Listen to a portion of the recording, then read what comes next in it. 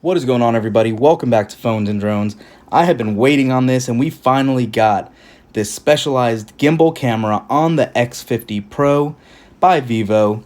Yes, this is a Chinese version. There's no other variant currently available. It might come to market eventually this year, but for now, I didn't want to wait. I wanted to get my hands on this. You know I take a lot of photos and videos. Let's unbox this and see what comes in this package. So right off the bat, you can see the presentation and this glistening look this box has with the two lines here matching the X on the outside of the case. And we have our typical soft silicone case right here.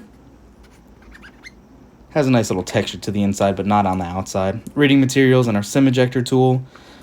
We have our USB Type-C cable to USB. We're going to have a pair of USB-C headphones because there is no headphone jack. And we're going to have our 33-watt fast charger that Vivo calls Flash Charge 2.0. Hopefully that'll do a little better. I'm going to really put it up against my OnePlus 8 Pro and see how it matches the 30-watt charging. So I went with this cloud blue, and it really does look sharp. Let me see if I can get this open. Here we go.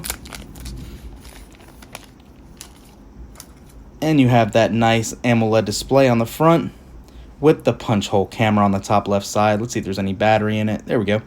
And then you can see all your buttons are on the right side, your power and volume rocker, and that gorgeous color pattern. I really like it, as well as that monster cutout for the camera module here, because of that gimbal camera, periscope camera, and the other ones as well. Got your USB-C port. Unfortunately, only one downward firing speaker. There's no earpiece speaker. You do have those 4 cameras we were talking about, your wide, ultra wide, telephoto, and your gimbal camera as well. So you can see just how gorgeous this actually looks. I'm going to go ahead and get all my information inputted for you and really kind of give you guys a first impressions. Stay tuned.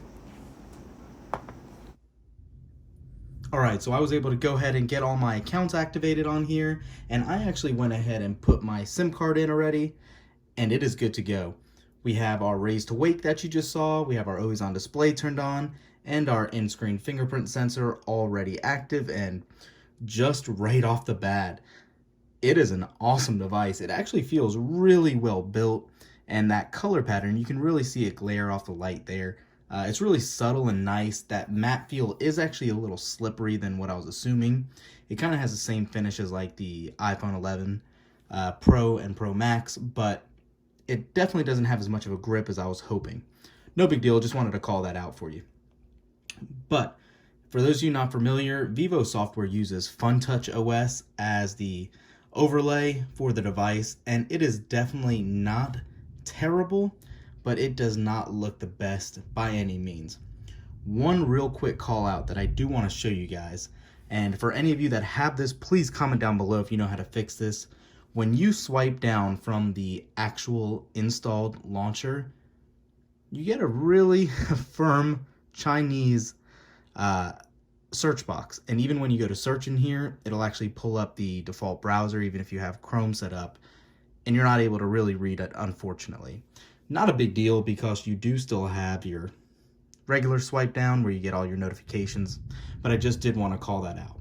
One other big call out for you guys if you're not familiar with Vivo software is you need a Vivo Cloud account to really be able to make any customizations, and it is a lot harder than it used to be in order to obtain it in the US or any area really outside of India and China, in that location over there, because you cannot actually get a launcher to stick easily without it. And I'm going to show you what I mean.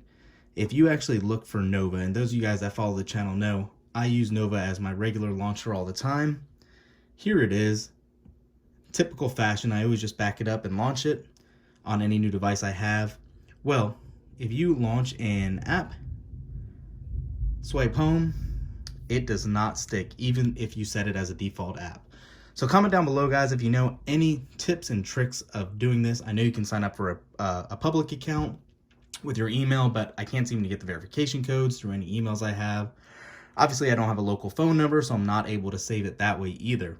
So keep this in mind. If you're going to use it in the US, using the phone, text, calls, data has worked phenomenally well. I've used it on Google Fi as well as my actual true T-Mobile SIM card. And you can see here I am actually getting 4G as you would expect. That's LTE for those of you guys that don't know. These other Western phones actually don't display LTE. Usually it will show 4G. I've seen H plus and I've seen 3G as well. So if you run a speed test, you can see that this is also on 4G LTE as well. Having said that, even without changing the launcher, you can kind of see the layout. It is still very customizable. It works great. And this display with its 90 Hz refresh rate looks really good. This picture here too is one I took straight out of the camera. You can tell by the watermarking down below that some of these companies like to do. It defaults to being on. So having said that, this camera is what you're buying this phone for. It has that mid-range 765 processor, but you have that new gimbal style camera, and I can't capture it close enough on this camera. I'll see what I can do in our camera review. This is a potential game changer. There are a lot of benefits with this camera, with the stabilization option, and right off the bat, there's an option when you launch your camera to have this little icon show up for you. And this actually shows you just how much your hand is shaking. And as steady as it may look, you can see quite a bit of movement.